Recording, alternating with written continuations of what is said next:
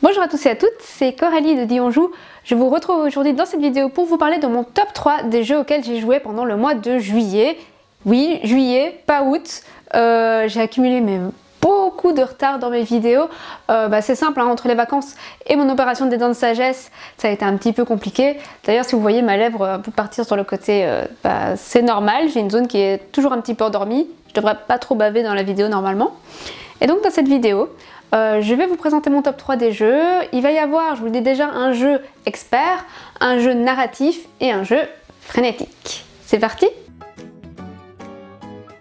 Donc ce top des jeux du mois de juillet, c'est un top des jeux auxquels, de tous les jeux auxquels j'ai joué pendant le mois de juillet. Ce que ça veut dire, c'est que c'est pas un top des nouveautés. Et pourquoi je vous dis ça? Parce que parmi les jeux auxquels j'ai joué pendant ce mois de juillet, du coup il y avait des jeux un peu plus anciens.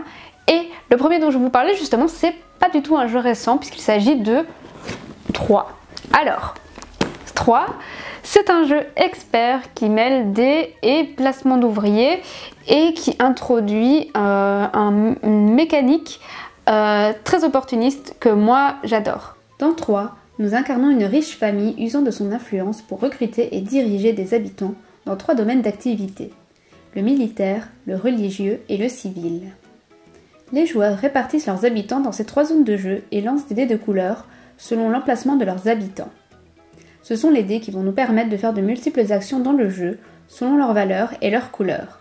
Mais attention aux fléaux qui s'abattent sur la ville et contre lesquels les joueurs vont devoir lutter. Je vous ai dit que 3 c'était un jeu de dés, mais n'allez pas penser que c'est un jeu de hasard. Parce que le hasard dans 3, il est hyper contrôlé. Et une des façons de le contrôler justement, c'est la possibilité d'aller piquer les dés des adversaires. Donc en fait, parfois on va vouloir des dés d'une certaine couleur ou d'une certaine valeur, sauf qu'on les a pas. Et ce qu'on va pouvoir faire, c'est dépenser son argent pour aller piquer les dés des adversaires.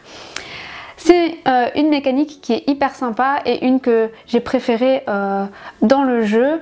Un autre aspect original aussi qui m'a beaucoup plu, c'était les objectifs de fin de partie. Au début de la partie, chaque joueur reçoit 2 objectifs qu'il va garder secrets. Le petit twist du jeu est que l'on va pouvoir marquer des points en fonction des objectifs de tout le monde. Les nôtres, que l'on connaît, mais aussi ceux de ses adversaires que l'on ne connaît pas. On va donc essayer de deviner les objectifs des autres joueurs pendant toute la partie pour marquer un maximum de points. Et donc ça, je trouve que c'était hyper intelligent et c'est quelque chose que, justement, j'ai bien aimé essayer de deviner en jouant. Moi, j'ai adoré la réflexion qu'il y a tout au long de la partie dans 3. Je trouve que c'est un jeu qui est riche, qui a une très forte rejouabilité. Toutefois, j'ai mes 2 réserves. Bon voilà, si vous êtes ce genre de joueur qui n'aimait pas qu'on vienne vous embêter dans votre espace personnel, le fait qu'on vienne vous piquer vos dés, alors que vous avez peut-être programmé votre action pour le tour suivant, ça va moyennement vous plaire. Et la deuxième chose, c'est que les règles, elles sont pas hyper fluides. Je devais avoir les règles à côté de moi, sinon je loupais une étape. Mais franchement, voilà, donc c'est un jeu qui demande un petit peu d'apprentissage, mais une fois que c'est fait, pour moi, ça reste un classique qu'on doit avoir dans toute bonne ludothèque. Le deuxième jeu de ce top 3 de juillet va aussi vous faire faire un bond dans le temps, mais pas au même endroit et pas au même moment, puisqu'il s'agit de Cartaventura Vinland qui se passe à l'époque des Vikings. Cartaventura Vinland nous emmène sur les traces d'Éric le Rouge. Dans ce jeu narratif, les cartes nous mettent face à des choix qui vont déterminer le déroulement de notre aventure.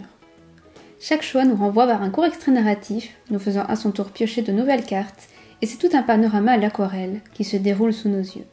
Je suis assez friande des jeux narratifs et j'ai vraiment adoré l'expérience que propose Cartaventura. Franchement, la première fois qu'on y a joué, on était 4 et c'était assez drôle parce qu'on s'est tout de suite mis dans la peau de Vikings et c'est vraiment ça qui orientait nos choix et on se disait oui mais on est des Vikings, oui ou non, et du coup ça nous a mené vers un chemin et une des 5 fins possibles, et ce qui est très bien fait, c'est que vous avez 5 fins possibles dans le jeu, vous allez avoir envie d'y rejouer justement pour débloquer une des autres fins. Et ce qui est aussi intelligent, c'est que il y a des fins qui ne seront pas accessibles à la première partie. Il faudra obligatoirement débloquer des petits symboles clés pour pouvoir justement débloquer cette fin lors de parties ultérieures. Il faut savoir que jouer à Cartaventura, c'est jouer avec l'histoire. dans chaque scénario, vous allez suivre les traces de personnages célèbres, vous allez être témoin d'événements historiques et d'ailleurs le jeu a été supervisé par des historiens, donc voilà, c'est très bien fait. Moi j'ai bien aimé le jeu, il est super beau, les cartes sont illustrées à l'aquarelle, c'est un concept que j'adore. J'ai aimé les 2 boîtes et j'ai vraiment hâte de découvrir la 3e qui se passera dans l'Ouest américain. Et on passe maintenant au numéro 1 de mon mois de juillet. C'est un jeu, je pense que je l'aurais vu en boutique, je ne me serais pas retournée dessus. J'aurais pas parié dessus en fait. Et pourtant, c'est le jeu auquel on a le plus joué cet été. Il s'agit de Rush Out. Au cours de notre exploration du donjon, nous avons déclenché la fureur du sorcier qui garde les lieux. Les héros vont tenter de s'enfuir en validant leurs cartes avant le sorcier. Pour y arriver, tous les héros devront lancer leurs dés pour obtenir les symboles requis sur les cartes. Les règles de base sont simples, chaque héros ne peut poser ses dés que sur une carte à la fois et ne peut se faire aider que par un seul autre héros. Si le sorcier est le premier à valider ses cartes, il aura alors eu raison des héros et c'est lui qui gagnera la partie.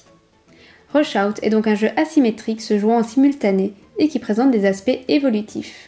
Pour moi, c'est un Mission Pas Possible, mais en plus moderne, grâce justement à l'aspect évolutif du jeu. Donc vous allez commencer au premier niveau, et puis une fois que vous allez battre le sorcier, vous allez passer au niveau 2 qui va rajouter des cartes, des objets. Et je trouvais que l'évolution entre les différents modules, elle était bien dosée, et qu'à chaque fois, ça apportait des mécanismes très sympas, et qui allaient du coup en difficulté graduelle, parce qu'au fur et à mesure que vous rajoutez des modules, il y a de plus en plus de choses qu'il faut tenir en compte. Voilà, c'est hyper amusant. On a fait tester ça à tout le monde et vraiment je vous conseille non seulement d'y jouer, mais d'y jouer à 5, qui est la meilleure configuration possible. Je pense qu'on peut jouer à partir de 3. Voilà, on peut jouer à partir de 3. Pour moi, à 5, qui est le maximum de joueurs auquel on peut jouer, c'est encore mieux. Donc si vous arrivez à rassembler 5 joueurs, vous allez voir, vous allez vous éclater, si bien sûr vous aimez les jeux frénétiques. Parce que là, il faut y aller, il faut être le plus rapide. Et si vous aimez ce style de jeu, je ne peux que vous le conseiller. J'espère que la vidéo vous a plu. Si vous avez eu l'occasion de tester les jeux auxquels j'ai parlé dans la vidéo, n'hésitez pas à me faire part de votre ressenti en commentaire. Et puis comme d'habitude, si la vidéo vous a plu, n'hésitez pas à liker, à laisser un petit commentaire et à vous abonner bien évidemment. Et moi je vous dis à très vite pour la vidéo du mois d'août. Salut!